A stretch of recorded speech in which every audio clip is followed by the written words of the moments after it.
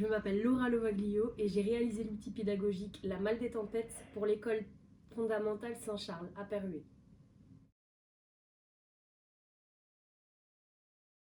Ma valisette se présente comme ceci. Donc c'est une valisette que j'ai recouverte de tissu sur laquelle ma maman a gentiment brodé La Malle des Tempêtes, le nom de ma malle. Elle s'ouvre sur le devant grâce à des boutons pression. Le premier outil pédagogique que j'ai réalisé est Quelle est ta colère? C'est un jeu qui se joue de plusieurs manières. La première, montrer les images aux enfants, les images les plus concrètes d'un visage d'enfant au plus petit et les images les plus abstraites à des plus grands. Donc ils ont la première manière de jouer, mettre dans l'ordre du moins fâché au plus fâché les cartes et répondre à l'aide des cartes. Par exemple, quand je me dispute avec mes amis, comment je suis en colère? Est-ce que je suis un petit peu en colère? Est-ce que je suis beaucoup en colère? Ce jeu permet aux enfants de reconnaître et exprimer la colère en fonction de leurs ressentiments et de leur expérience.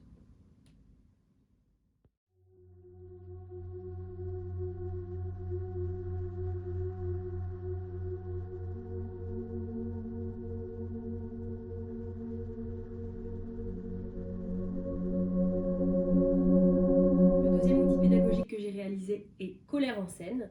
Sous forme de cartes, il y a des situations que les enfants doivent lire. Ils peuvent y répondre avec les marionnettes. L'enfant peut utiliser 2 marionnettes pour représenter ses parents et une pour le représenter lui-même. J'ai utilisé des marionnettes qui sont sous forme d'animaux afin que les enfants ne puissent pas revivre des scènes qui ont été perturbantes pour eux. Par exemple, un enfant victime de viol ou d'abus ne se représentera pas sous forme humaine mais sous forme animale.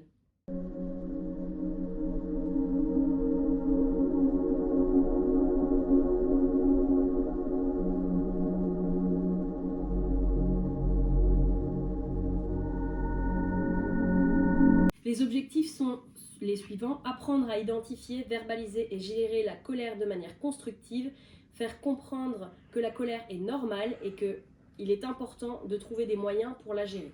Le troisième outil pédagogique que j'ai réalisé est Réaction sous pression. C'est un jeu de plateau. C'est un jeu de plateau avec des cartes, des pions et un dé.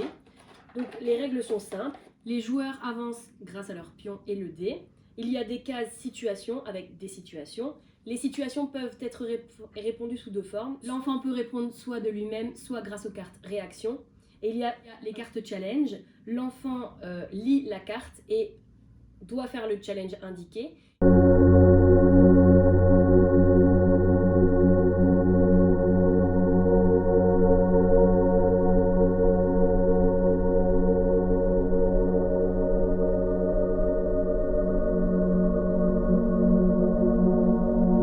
Les objectifs sont les suivants: identifier le déclencheur de la colère, explorer et exprimer les réactions qui sont possibles, et développer des compétences de réflexion et prendre du recul sur la situation et soi-même.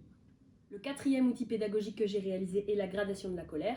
Cet outil permet aux enfants de créer une petite flèche avec un côté plus rouge et un côté plus vert pour que les enfants puissent identifier grâce à des petites cartes sous forme de vocabulaire, donc par exemple la colère. Les enfants peuvent essayer de deviner et identifier ce que le mot signifie. Et ils peuvent également aussi reporter sur la flèche. Sous 2 formes, les enfants peuvent utiliser la flèche. Donc soit d'abord réfléchir à ce que signifie se fâcher, et également reporter sur la flèche se fâcher et être moins en colère que être dans une colère noire.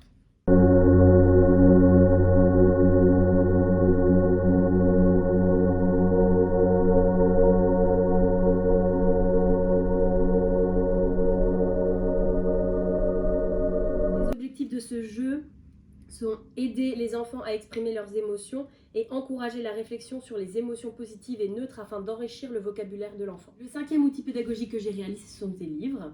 Le premier livre, Lucas et la tempête intérieure, est un livre destiné aux enfants de 6 ans à 9 ans qui explique l'importance de réfléchir à un outil. Cet outil, c'est un sablier.